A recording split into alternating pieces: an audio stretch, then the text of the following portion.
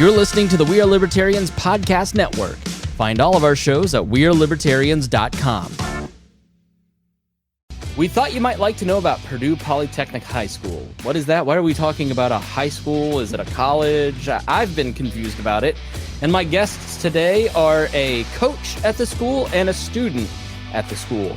Here on the program, we talk a lot about homeschooling. And this is honestly like organized homeschooling. And a lot of homeschoolers from the state end up going to this school because they've adopted so many of the principles, like project-based learning, students guiding the process to follow their passions to learn. This is a great model that I would reach out to your local college and get somebody to get this into your local area. Mitch Daniels, the former governor, went to Purdue and realized, wow, only 15 students a year from IPS, the state's largest or second largest school district, are coming to Purdue. What's happening? So they started a school there, and lo and behold, they're having great success with principles based on a new model of learning, a model that we talk about here all the time on the Chris Spangle Show. I think you're going to find it really fascinating. I think you're going to find it confirming of what a lot of what we believe and talk about here on the show. And so I would invite you to stay tuned and hear about the success at Purdue Polytechnic High School. Girl, you have got to try this Laneige lip mask. Trust me, my lips needed that love. Love these vanilla vibes from Kayali. That top note is just so smooth. Smooth and stunning. That's what you get with this K18 hair mask. Those brands everybody's talking about, they're at Sephora. Discover the hype with the hottest names in beauty, including Laneige, Kayali, K18, and Rare Beauty. Click or tap the banner to discover the next big thing. Only at Sephora. You know what's smart? Enjoying a fresh gourmet meal at home that you didn't have to cook. Meet Factor, your loophole in the laws of mealtime. Chef-crafted meals delivered with a tap, ready in just 2 minutes. You know what's even smarter? Treating yourself without cheating your goals. Factor is dietitian approved, chef prepared, and you plated. Pretty smart, huh? Refresh your routine and eat smart with Factor. Learn more at factormeals.com. Lowe's knows that free is just better. That's why MyLowe's Rewards is free to join. As a member, you earn points towards MyLowe's money on eligible purchases, get exclusive free gifts, and earn free shipping at Silver Key status, all on top of weekly member-only deals. Don't wait. Join MyLowe's Rewards for free today and start saving more. Lowe's, we help, you save. Loyalty program subject to terms and conditions. Details at lowes.com/terms. Subject to change. We run on the value for value model here on the Chris Spangle Show and the We Are Libertarians podcast network. That means, do you get value out of the show? Do you learn something that helps you sound smarter when talking with your friends? Do you feel a little bit more connected to the world and inspired to do something a little bit differently? Well, then please give some value back. And the best way that you can do that is through our Patreon. You can go to supportcss.com or patreon.com/wearelibertarians, and you can join our Patreon. Not only do you support the program and the entire We Are Libertarians podcast network by helping pay all of the bills, you're also going to get ad-free shows. You're going to get early releases, sometimes months in advance in terms of episodes that haven't been released in the public feed yet. You'll also be able to get the full archives, the full RSS feed of all the past episodes. And there's even a tier that you can come on the show, or you can have your name mentioned every episode, like I am about to do right now. Thank you so much to our $100 a month members, especially Vincent Pikol, Matthew Durbin, Jason Doolittle, Christy Avery, and our good friend Reinhold. Thank you so much for supporting us, and we appreciate everybody that considers making a contribution today. Joining me now is Drew Gooden, who is the lead coach at Purdue Polytechnic High School, and sophomore Mark Boykin. Thanks so much for joining me, guys. Hey, thanks, Chris, for having us. Thanks. All right, so Drew, you're a lead coach. Does that like for the football team, lacrosse? What does lead coach mean? Yeah, great question. I was actually confused about it my first day too, walking around the building and seeing Coach Lee, Coach Johnson. But no, that is the term that we refer to all of our educators, with the mindset that learning happens when you have the support of a guide on the side, not somebody at the front of the room talking through a bunch of PowerPoint slides. All right, this strikes at the heart of what makes Purdue Polytechnic High School so cool. Tell us a little bit about the development of the school. How did the school start? Yeah, so essentially in 2014 to 2020, there were only 15 students at Purdue University in each class who were graduates of Indianapolis Public Schools. And Purdue identified, under Mitch Daniels' leadership, identified that as a challenge they would like to overcome. Okay, let me pause there. Yeah. Are you telling me that the people that enrolled at Purdue every year, Yes, there were like 15 people from IPS? Yes. One of the largest, I think it's the second largest school district in the States, was only sending 15 students. That's remarkable. Wow. Okay. Thus, enter Purdue Polytechnic High School, designed to be a pipeline to Purdue. So we emphasize project-based learning, student choice, STEM, and so far we've been massively successful. As of 2023, our 3 graduating classes have led to a 6% increase in enrollment of Black undergraduates at Purdue University, West Lafayette. Okay, that's fantastic. So what led to the different outcomes? What do you do differently at PHS? What's the nickname for the school? I imagine you don't say all 4 words. Yeah, we say PHS or Purdue Poly. All right, Purdue Poly. So what do you do at Purdue Poly that is different that's leading to those outcomes that you're not getting at IPS? Yep, the big one is project-based learning. So we operate in quarters that we refer to as cycles. And prior to each cycle, students see a menu of different project opportunities that they can choose from. Things like we have one of our favorites right now is called Esports, Stats, and Smash. And so students who are interested in video games, they play a little bit of Smash Brothers in class, and then they do a deep dive data analysis to create models and predictions about the performance of the players. So it gets rid of this question of why are we learning this? We're learning this because it's a tool to help us be awesome at esports. Or a mock trial. We're really proud of our mock trial team. It's one of the projects offered each cycle. And this past month, we sent our mock trial team to Yale, where they were invited as part of the Bulldog Invitational. And they're learning collaboration and public speaking. And so each of these projects, there's a menu of about 30 of them offered each quarter, come with a little 1-minute pitch video that the coach creates. And then students can select into projects based on their interest and how important it is for them to be in the project. And that leads to a student like Mark here, who, is in a Latin class, a probability math class, and engineering scholars program. You want to share a little bit about that? I'd say engineering scholars has been pretty good. It taught me a lot. We really touched base on everything that we need to know, especially momentum when we did the trebuchet, and Latin's been pretty good too. Learned a lot of Latin. I think I can read it pretty well now. We're still learning how to say it though, but I can read it pretty well, and yeah. Which is a lot better. I went to PHS, Plainfield High School. I got a great education, but I didn't learn Latin or trebuchets for sure. And Drew, one more question before we go to Mark and ask about his experience. I recently had on someone named Connor Boyack, who is not related to Mark Boykin here, but Connor is a big homeschool advocate. And what you're describing to me sounds like a lot of the homeschool curriculum where Connor says, look, I don't want my kid to just sit in front of a lecturer all day at 10 years old. He's on fire about Pokemon. And so I have him go write an essay on which is the best Pokemon to learn arguments, or we do projects to do math-based learning. It sounds a lot like that, which is you're showing what I've noticed with my homeschool wife and her siblings, how well educated, how better educated I think they are than my background, my siblings. It is. I'm just surprised that there's a public school. Are you a public school that is in taking on that project-based learning like he described and seeing such good results with it? Yeah, I'm impressed you're picking up on that fast. It's interesting. We actually have a large contingent of families who homeschooled their students through elementary and oftentimes middle school, but then hear about our offerings and choose us to have students come back to school after a homeschool experience.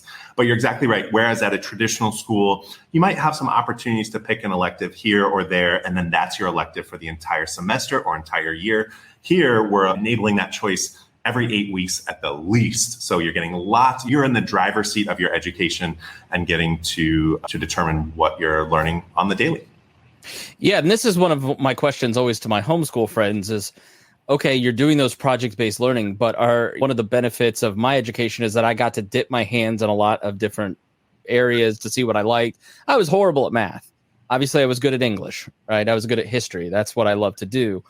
And they always argue, why do you have to learn so many different languages, essentially? So do you have a focus on that core curriculum of all the classic liberal arts? Do students get exposure to all the different areas, or is it just we're focused on what the student likes in almost a Montessori way? Yeah, well said. Yes. So in addition to these passion project opportunities where students are driving the show, they also participate in the standard Indiana course sequence. So Mark's in an English class, computer science class, math class, and still gets the exposure that's going to be necessary for. All right, so let's go to Mark, who is a sophomore at the high school. So Mark, where did you go to school before, and what is the difference between the school that you went to, let's say, for like middle school versus the high school you're at now? Give us some illustrations and differences that you experience. Okay. For middle school, I went to Cold Spring. Yeah, it's on Cold Spring. I've got family there. Yeah, I'm very familiar with it. Great school. Oh yeah, it's a pretty good school. They pick your classes for you, and then you go to the classes, and they give you math, history, all the basic stuff, and they try to make it more, how do I put this, specific for you. They'll try to change what they do in each class specifically for you. But compared to Purdue, you get to pick the classes themselves, and they still change it for you. I'd say Purdue did a better job with that. Yeah. And Drew, we should say, for people who are around the country, around the state that don't know, Cold Spring is one of the magnet schools for the IPS system. So it is even then a little different from maybe your typical school that you might, if you went to Theodore Potter, which is still a little bit more non-traditional. Cold Spring is kind of IPS's attempt to be a little bit different. How would you compare even IPS's attempt to be different, not throwing shade on them? Again, Cold Spring's a good school versus Polytechnic, excuse me. Yeah, my teaching experience before this was in Missouri. And one thing I've been continually impressed by is the innovative landscape of Indianapolis, so that a student like Mark can opt into Cold Spring and get a unique experience. We have students from tons of different middle schools, each bringing their own particular experience. And it really allows families to make a selection based on their individual child. Same at the high school level, too. Yeah, I would just say that Indianapolis is a great place with all kinds of different foundations dedicated, and Democrats and Republicans both work really hard to give students a different education, a great education. And Drew and my daughter, at least, will benefit from that. Or Mark, so was it overwhelming? One of the arguments I would think is that you can't let a kid pick their own schooling because that would just be overwhelming. And how do they know what they need to know? So talk about that process of picking out your schedule. What does that look like for you? Let's see. When I first started looking at what I could pick, I thought to myself, what will I need later on? And that helped me decide which classes I should pick. Okay, so what are you thinking about? When you look at your future, what are you thinking about? I'm thinking about mainly STEM, science. I like the program too. I'm learning Python right now, by the way. And that really helped me decide which classes I want. Drew, I graduated in 2002. Literally nothing I do existed when I graduated high school. I'm a podcaster doing video work, and all the stuff that I'm doing professionally didn't exist. How much more accelerated is that for your students today? And first, touch on what STEM education is for those who don't know, and why you think it's so important for students to invest in it. I appreciate you mentioning, as time goes on, the tools change drastically. And that's part of the premise of the foundation of our school, is that we are preparing students for jobs that don't exist yet. But we do know that in those jobs, students will need the ability to communicate, collaborate, and innovate. And so how can we craft experiences that lead to students learning the content, but also allow them to flex those collaboration, communication, innovation muscles? And so the main foundation of our academic model is project-based learning, where students are engaging in real, authentic projects for an audience other than just the teacher who's leading the class. And that's giving them an authentic opportunity to do something real and learn along the way. So, Mark, do you sit in lecture classrooms? Like, is there a point in your day where you're sitting in front of a blackboard where a teacher's talking, or is it all these projects? I'd say there is a point where I'm sitting in front of traditional blackboard and the teacher talking, but it's only for a short amount of time, and then they start giving out the stuff that we can do on our own and more interactive. Okay, so what does that collaboration look like for you, Mark? Like when you're working with other students, are you in groups of 2, 3, 20? How does that collaboration work that allows you to develop these skills Drew's talking about? It's mainly groups of 2 to 3. It's pretty fun, actually. We're laughing a lot of the time and still getting the work done. Wait, you're not supposed to have fun at school. That's not supposed to be drudgery, terror, and torture. No, you can have a little bit of fun. Oh, come on. So what are some projects that you've worked on? Let's say, what are you working on right now? What are some projects? Working on how do I put this? A paper tower. It has to be made out of paper, tape. Now I'm reading off the instructions themselves. They said paper, tape, a tape measure we can use to measure it, and I think that was it. For instance, my team, we tried to put the tape measure, tape it to the table and just pull the tape measure up and make it work, since it was technically some of the material. But the teacher did not like that because I honestly don't know. It technically was in the specifications, but it didn't work. So we decided to just build a traditional paper tower, and it went pretty good. Look, if it's not in the rules, Mark, then you didn't do anything wrong. That's all I'm saying. This is exactly what we want, though. We want rule breakers. We want rabble rousers. And we want to have an environment where they're safe to innovate and fail within those constraints. So Mark's project that he's referring to is from our Principles of Engineering curriculum. And it's these mini projects that then lead up to a broader project around a sustainable car development. So by the end of the cycle in December, Mark and his team, whether this same team or a different team, will be collaborating together to design a net zero energy car. Wow. So, Mark, are there other projects? Do you work on one project at a time, or is this one of 4 or 5 projects that you may have going at this moment?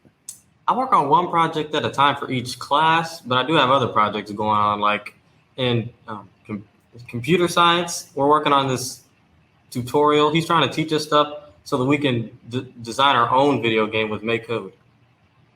So when you're working with other people, I was always somebody that people wanted to team up with on a project because I would make sure that it got done.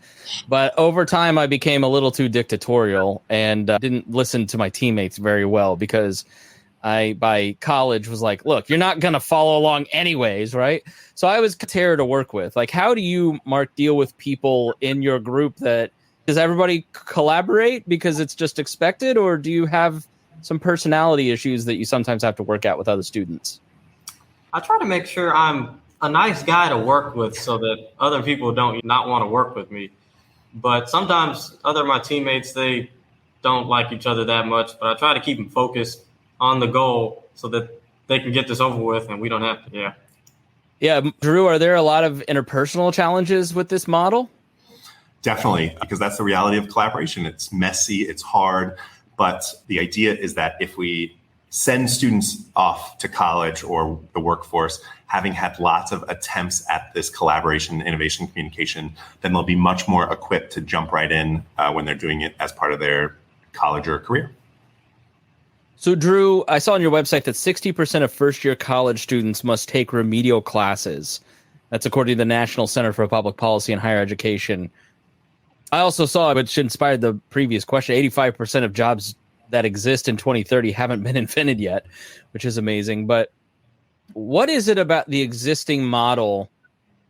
How would you diagnose that led to 15 students from IPS going to Purdue and 60% of first-year college students needing remedial classes, like me, needing to take basic algebra 3 times? Mark, don't be like me. What is it about the current model that causes that? I think it's the factory mindset, and that the foundation of our current school system was based in a time where we were preparing students to work in factories as industrial laborers. And now, as time has continued and the economy has shifted, we need to prepare students to be creative thinkers. Okay, so let's talk about how Purdue Poly teams up with local businesses like Eli Lilly. And what do you do to help students get a taste of real world jobs? Yeah, one of my favorite parts of the model is our industry excursions. And so almost once a week, sometimes even more than that, we have an opportunity to partner with an organization with the mindset that the city is our school. And the more we can have our students experience what is happening outside of the walls of our school, the more they'll be propelled to either enter those careers or know that career is not for them. So actually an example Mark went on was to visit the Rolls-Royce Allison Legacy Center, where we're able to see the history of aeronautical engineering from the very first prop plane engine to now to equipment that was on the Mars, on the lunar lander, and learn all about airplane engines from experts at Rolls-Royce.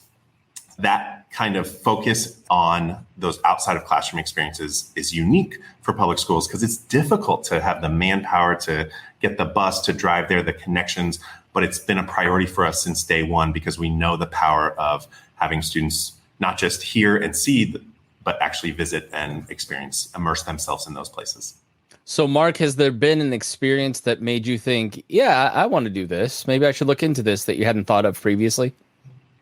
I'm going to say our field trip last year, we went to Salesforce. I saw them say that they were trying to recode humans.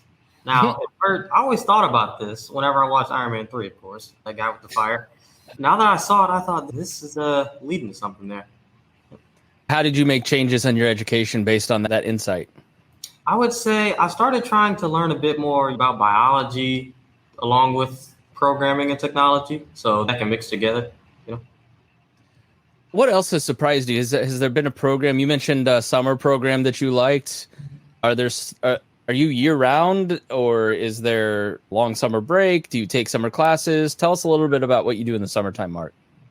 Last year, and I'm probably gonna do it again this year, I went to the Think Summer. Yeah, Think Summer. It's been a pretty good experience. Teaches you about what you want to learn, like engineering and programming for me. I think I'll do that this summer, and I did it last summer too. Mark's referring to the Purdue University Summer College for High School Students program, which is incredible and actually open to anyone in the country and internationally, I believe, which is like its own menu of passion projects. So Mark chose the engineering one. We've had students choose, there's everything from astronomy to nuclear engineering, and they have both 1 week bite-sized courses and 4 week long, more immersive on-campus experiences for upperclassmen.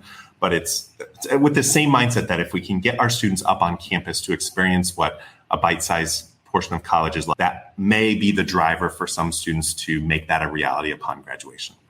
So, Mark, do you have college credits yet? I believe so. Yeah, I have college credits. Yeah, that's Drew, just like my homeschooled 11 sisters-in-law. They all graduated high school with 80 college credits because it's amazing, Drew, when you go to Franklin or you go to Purdue or you look around in high school, you can find so many opportunities, like you just said, to start getting college credits. I was, of course, a very lazy student, so I had no use for any of that. But if you're a motivated student like Mark, then there's a great trove of opportunities in the state. And we believe that hook from lazy to motivated is just finding something that is of interest to you. Here we are chatting on StreamYard. We have tons of students who have done podcasts. We have a great journalism program. And so our approach is let's offer as many immersive experiences as possible to hopefully hook as broad of a student population as possible. We haven't even mentioned athletics. We have 23 different sports. Mark, you're in cross country, swimming, golf, football, basketball, all the usual ones. And so we just want to find whatever that driver is for you, connect it to academics, and propel you to your future. Yeah, that was huge for me. I helped start the AV program at Plainfield. I was in journalism, going to a newsroom on 9/11. Like the actual 9, I'm that old, Mark.